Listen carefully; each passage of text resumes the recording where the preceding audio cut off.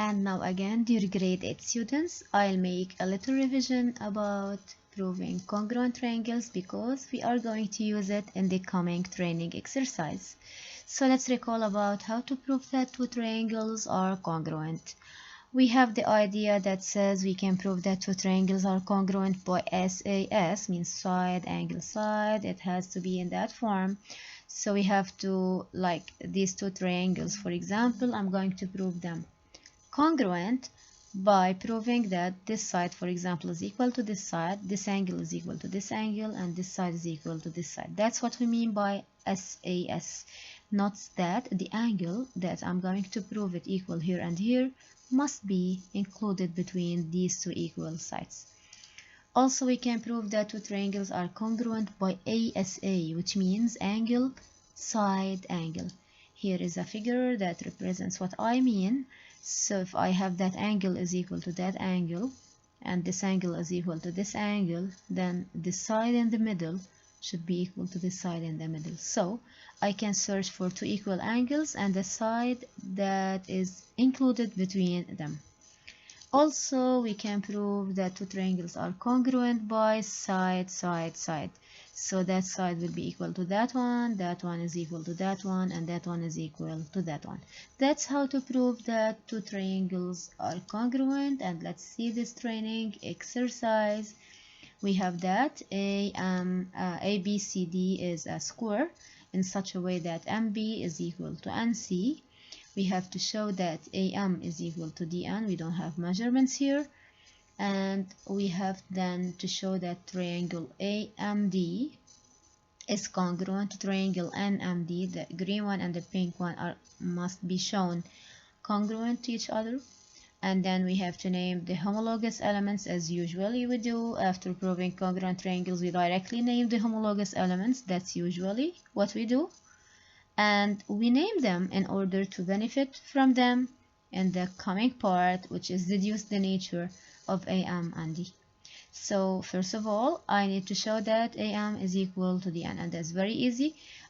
We discussed a certain idea in a previous video. By using the subtraction method, I can say that AB is equal to DC because they are opposite sides of a square. And since MB and NC are equal, that's given, then definitely AB minus MB is equal to DC minus NC, and thus I'm going to get that AM is equal to DN. So we have now that AM is equal to DN.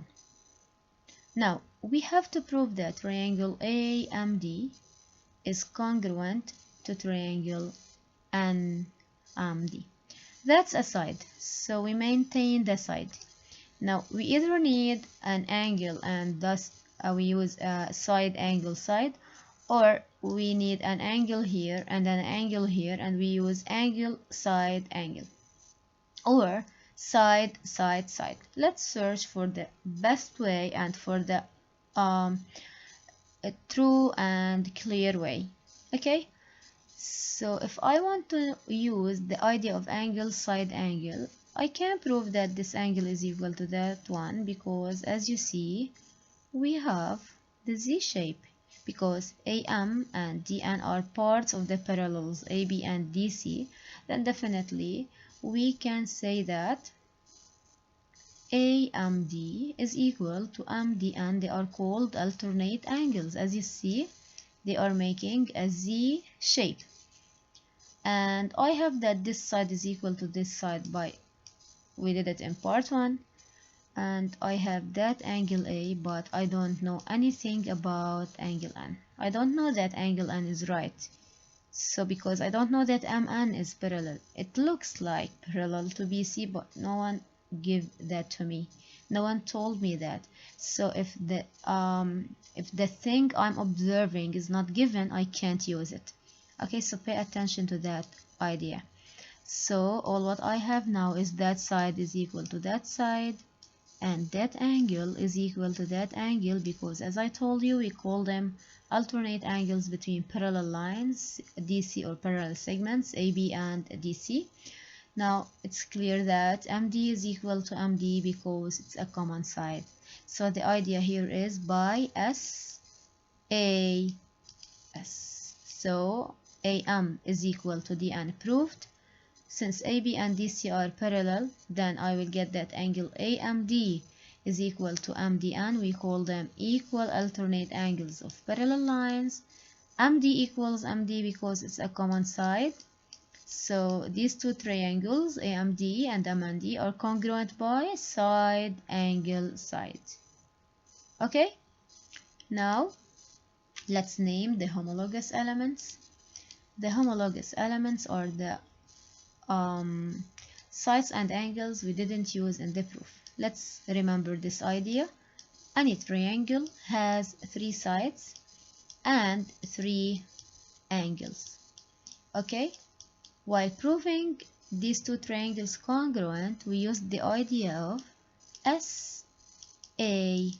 So I'm reminding you what we used to do in grade 7. So I used SAS. So definitely the homologous elements are going to be a side and 2 angles. That's how to capture the homologous elements and to know that I'm doing them correctly. Okay? So the homologous elements are the side AD and the side MN. Yeah, we didn't use it in proving congruent triangles. Angle MAD and angle MND. Then here I can deduce that N is right. And angle MDA, that one. And angle DMN. And that may lead me to deduce that side AD is parallel to MN, because these angles are forming the Z shape and they are equal. Then I can conclude that AD is parallel to MN. So that's all what I did. These sides are equal and parallel. These angles are equal. These angles are equal and right. Now I need to prove that AM and D is a rectangle. So I can prove it by plenty of methods. I can prove it by using 3 right angles. I can prove it by using opposite sides are equal or opposite sides are parallel and 1 right angle. I can prove it by using a pair of opposite sides equal and parallel. So I can use all the ways here, but not the diagonals, to prove that AM and D is a rectangle. So that's an angle of a square, for example. That's an angle of a square or a vertex of the square, and by the homologous angles that angle is 90. So these are 3 right angles. Okay, that's not written here, but I'm mentioning it because we can use it. Now let's see what's the method we used here. I wrote that AM is equal to DN, that's proved, and AD is equal to MN because they are homologous sides, and the question was to deduce. So in part 4 we have to deduce the nature. So the word deduce means that I should use the parts before the previous parts, which are the congruent triangles and the homologous elements. That's why I can use the right angle here because it's a homologous angle to A, or I can use as written here the homologous sides AD and MN. So I definitely have to use the previous part, which includes the homologous elements. Okay, so here I used the sides AD and MN are equal, AM and DN are equal because all of them are proved, and I have a right vertex of a square. Then AM and D is a rectangle by opposite sides are equal and 1 right vertex.